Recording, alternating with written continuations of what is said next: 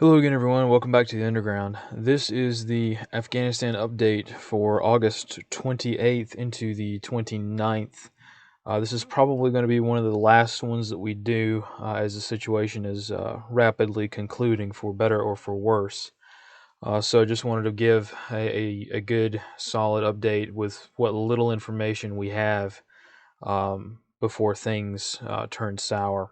So, as one might expect, the HKIA area's security situation has deteriorated significantly. We're continuing to see enduring threats of additional follow-on IED attacks that will continue as long as there are Americans still in that country. Now, as far as who are actually committing these IED attacks, if you ask the U.S. government, it's ISIS.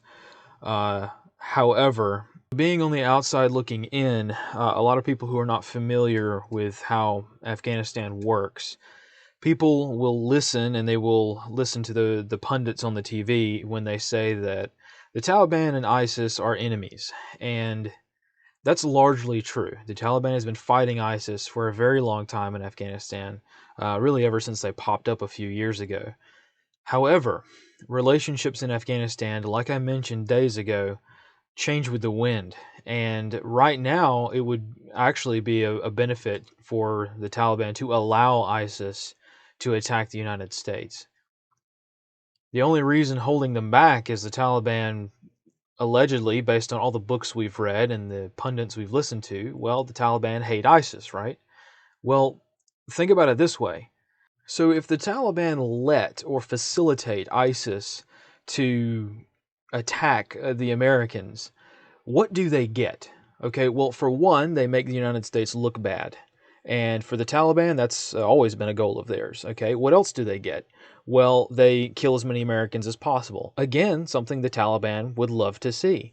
And most importantly, they don't get any of the blame.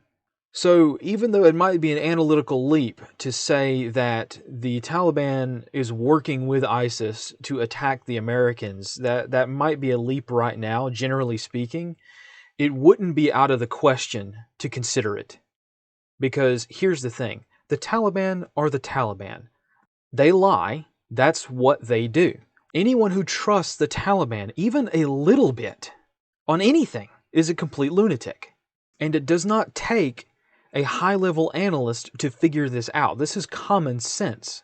So we're, of course, going to continue to see these IED attacks up until the United States leaves. We're probably going to see a lot more attacks on U.S. personnel from ISIS or the Taliban or whoever, right? Who's to say that these so-called ISIS militants that are attacking the Americans, not the ones attacking the Taliban, but the ISIS militants attacking the Americans, who's to say they aren't Taliban pretending to be ISIS so they can get through and kill Americans and not get any of the blame for it as we're pulling out of the country? Okay, they've done it before. Why? Who's to say they aren't doing it now? I know, again, that's an analytical leap, but I just want to throw that idea out there as an alternate explanation as to what's going on with these threats. Also, moving on, the withdrawal is concluding. It looks like the United States will be out of HKIA and out of the country long before the deadline. Now, as things go on, like we've mentioned on a few other platforms, the updates are going to be few and far between. Mostly because we're getting into remote terrain, we're getting into fewer and fewer cameras around, not as many reporters, and it's just not a good situation for finding out information in the OSINT world. And now that the Taliban control a good portion of the perimeter around HKIA, that ability to gather information is severely reduced. Also, shifting forward into Panjshir, we're going to talk about that mostly on the map. But the conflict in Panjshir is expanding, but it's also contracting in certain areas. So let's go ahead and jump over to the map and we'll talk about that.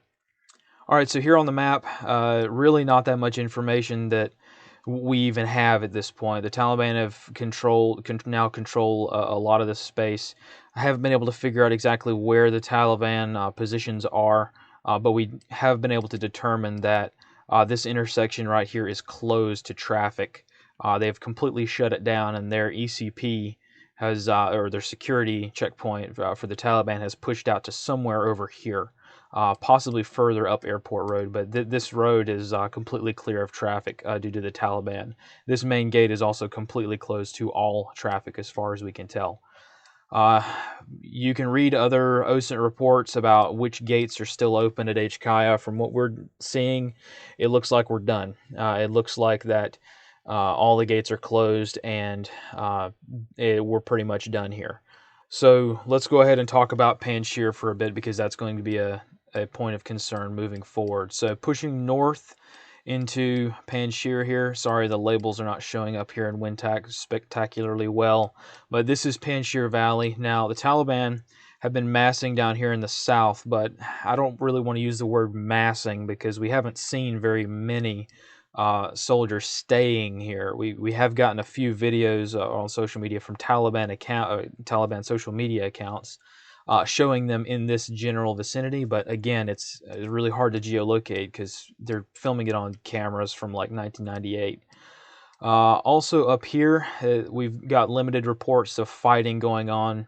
The Taliban are trying to mass up here in this valley called the Kostwa Ferang Valley. It's hard to even find it on a map, but this is where it's at, and they are pushing south to try to get into Anjuman Pass. So they're trying to take out the Northern Alliance guys that are up and down this Panjshir Valley. They're trying to come in from multiple angles. Likewise, earlier today, or actually earlier yesterday, over here in Badakhshan, the Taliban tried to push south again into Panjshir, and they just got slaughtered. They just got murked. Over 500 fighters reportedly were massacred here by the Northern Alliance. Now, when it comes to figures on fighting in Afghanistan, for those of you who do not know, tribal conflicts in Afghanistan are very unique, and they're like nowhere else in the world. And largely, when you see figures of numbers, if it's numbers from an attack or numbers of KIA or casualties, the numbers are going to be wildly inflated. Favorite pastime of the various tribal groups in Afghanistan is for both groups to launch a deadly battle against each other, and they meet each other on the battle space, right? They meet each other in a valley or something like that, and they both start shooting at each other from beyond the maximum effective range of both of their weapon systems. So you've got dudes with AKs shooting at each other from miles away, and up and just spraying and praying, at an enemy that's in the next valley over, and nobody gets hurt, nobody gets killed, but both sides claim to have killed like hundreds of enemy fighters. So it's really hard to tell without a specific video showing bodies as to how many people have been killed. Now, I'm more inclined to believe that the Northern Alliance at this particular time has been devastating the Taliban as they move into the area, because the Taliban have not had time to kind of get around and get into a good fighting position to cut these guys off. However, the Northern Alliance, from what we're seeing and from the talks from Masood himself, it looks like they're in the beginning stages of figuring out a surrender plan. So it's still too early in the year for the winter sort of drawdown. And I don't think they're going to be able to hold out. If they can hold out, there were some reports earlier that the Northern Alliance were destroying bridges up and down the Panjshir Valley. That makes sense if you're trying to hold out to the wintertime, because this is very rugged terrain, and if they blow the bridges, as they cross back up into the more remote areas, they blow the bridges, make it difficult for the Taliban to advance, and once the winter sets in, it's going to be very difficult to weed those guys out of there. However, I don't know if they're going to be able to withstand the Taliban up until that time. It looks like they're probably going to end up surrendering very, very soon. And with the Taliban massing in these different valleys and bringing up fighters from the south every single day along really the only road up into Panjshir, it does not look good for the Northern Alliance moving forward. Now, there might be little pockets of resistance. This is Afghanistan, right? A lot of these guys have never really left their district their entire lives, so of course there will be pockets of resistance. Even when the Taliban was in power, there were pockets of resistance all around the country, and it's going to be hard to say, are they going to mass forward and unite or what? A lot of this terrain is just too rugged to fight in for any major fights, right? So it's going to be very small skirmishes and things like that. So I guess we'll see how this shakes out, but that's really all the information that we have right now. We're still working on different options. A lot of countries have issued press statements about refugees. We do know that the Taliban control, in significant numbers, the Afghan side of the Torkham Gate. So, I mean, it's really not good. And then the only single road south, which the Taliban have known about for years, like I mentioned, is very heavily monitored by the Taliban. We know there are checkpoints all along this road down to the Chaman crossing, but we really don't know where they're at. I'm sure the U.S. military knows with all their classified information and their billion-dollar drones overhead, but it's unlikely that they're going to pass that information to civilians at this point. So again, that's really all I have. We're going to continue to develop out and see if we can find things, but really the situation is not looking super great. And on the diplomatic and the political front, even the social front, things are not super great right now. So again, we're posting all these products, the ones that we think can help people get out without being a risk to them online, and you can check these things out as time goes on, but it looks like we're winding things down here when it comes to how effective we can be. And again, I wanted to show this slide again, even though at this point it is a completely moot point.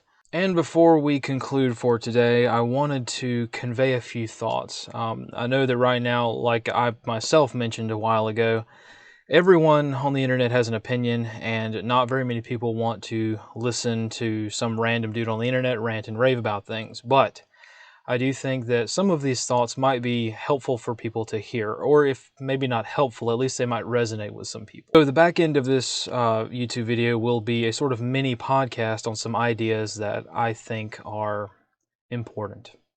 We here always try to encourage different ways of thinking about an issue, and what I have to say, I think, has some value for some. We understand that since this Afghanistan atrocity kicked off, we've gotten a lot of new viewers, and a lot of new people being aware of our organization, such that it is. This has happened many times before, and it's nothing new. We here see people come and go all the time. We understand that in today's world, there are consequences for having and expressing an opinion. I am saying all of this in order to sort of set expectations and convey our goals. Our goals, specifically with this Afghanistan crisis, are obviously to save lives. But our goals are also to pick up the slack when the U.S. government or the U.S. military cannot complete the mission. We have seen a lot of brave actions on the ground in Afghanistan over the past week, and a lot of things that are not being disclosed are purely insanely heroic. But at the exact same time, I myself am sick and tired of this mentality in which certain people think they have the monopoly on knowledge itself. And right now we're getting to the point where the U.S. government is not able to help, but they also don't want anyone else to help, lest, God forbid, something occur that they weren't expecting. The brovet mentality has transitioned from an annoyance to something that is going to lead to more and more problems, not just in Afghanistan, but throughout the rest of our society as well. It's a small country, and it's getting smaller and smaller with only a few ways out. We cannot change geography, and we cannot remove the knowledge of geography from the minds of malign actors. They know the terrain, they won the war. Right now, with the country crumbling, we have to weigh decisions. We have to decide, is a piece of information going to do more harm than good? And right now, OPSEC on most things in Afghanistan is a completely moot point. We of course need to be smart, but we also do not need to smother the situation in OPSEC so much that we are doing more harm than good. The Taliban and ISIS know where the roads are. They know where every culvert, every drainage ditch, every base, every ambush site, and every route out of the country is. But the people that might need that information to escape do not. It is not our fault that we lost the Afghan war. And it is not our fault that the U.S. government and senior military leadership got us into this mess. And it is not our fault that this operation was a fiasco right from the start, with senior military officers on the ground being more concerned with getting into pissing matches with each other than actually solving the problem. And you know what? When the U.S. forces leave, it is highly likely that there will still be people on the ground who need to get out. Who's going to help them then? Is it going to be an analyst snuggled up in their skiff watching UVids and Merc chat but not actually contributing anything to the mission because the guys with cry pants on hold the monopoly on the war? The war that we ended up losing? I have personally been to Afghanistan very recently. I know how the game is played when it comes to certain actors within that conflict. The Dunning-Kruger effect is why we lost the Afghan war. I'll say that one more time for the people in the back. The Dunning-Kruger effect is why we lost the Afghan war. There are a whole host of other reasons too, but this one is the one that hits closest to home right now.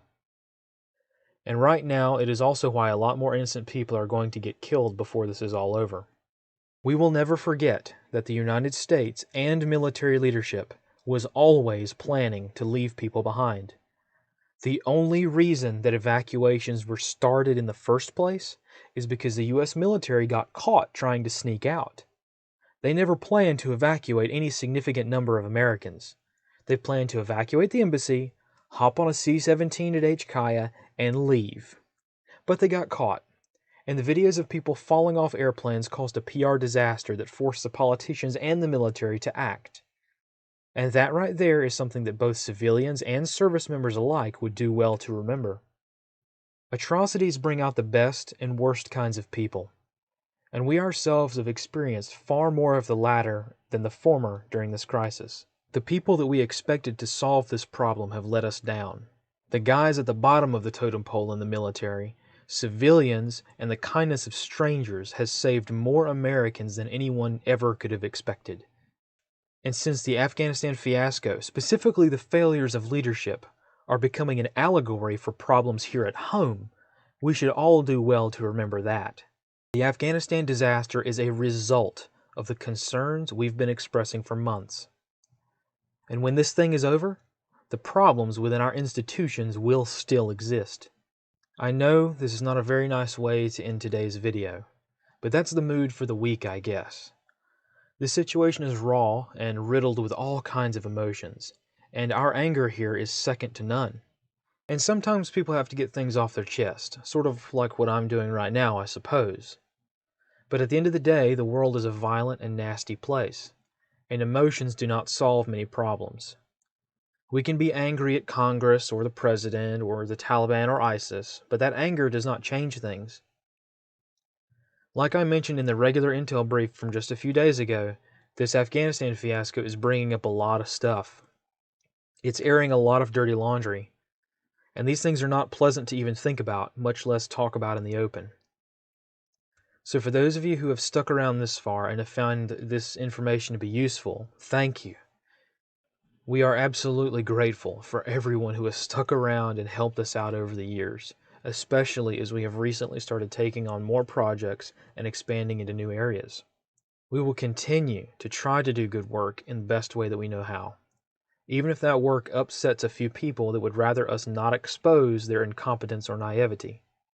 Remember, just like I said a few weeks ago, in the system that we have right now, in the geopolitical and social and economic status that we have in the United States, we cannot have anyone solving problems, because solving a problem implies that a problem exists, and we cannot have any problems in the current regime.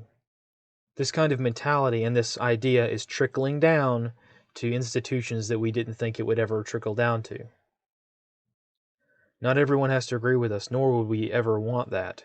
A culture of yes men is directly responsible for part of the atrocities that have occurred at Hamid Karzai International Airport.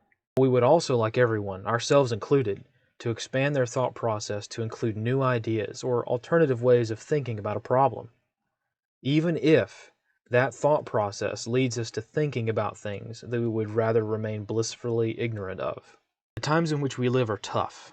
They're only getting tougher. So let's meet that challenge head on and try to do good things. And with that, that's all I have for today. Thank you again for everyone that has helped to get people out of Afghanistan, and thank you to the service members who have done their best during this fiasco, despite the dangerous incompetence of their leadership. And thank you to everyone out there who is facing insurmountable odds to make the world a better place.